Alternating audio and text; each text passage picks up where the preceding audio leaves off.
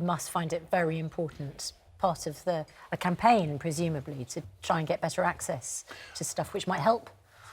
Yes, well, it's an important topic, and was quite heavily in the press last year about the potential wonders of medicinal cannabis.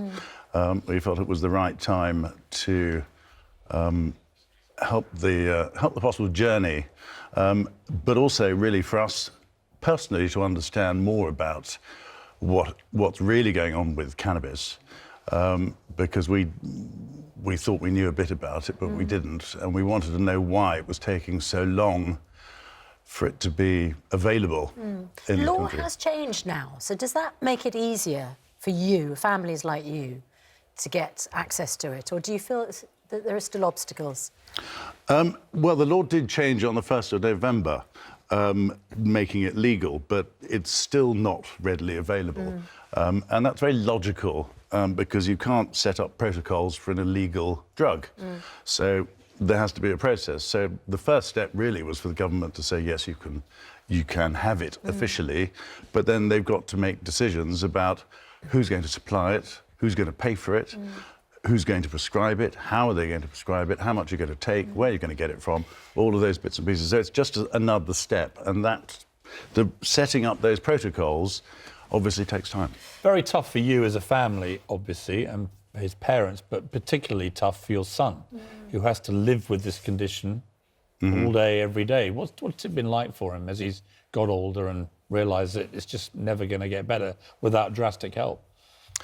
Well, the truth of the matter is I'm not sure that Max is even aware that he's actually suffering. I mean, it all sort of started at 4 months with infantile spasms, and then they sort of got on top of that with steroids and it went away. And then at age 4, it came back with a vengeance as West syndrome, and now it's sort of more Lennox-Gastaut.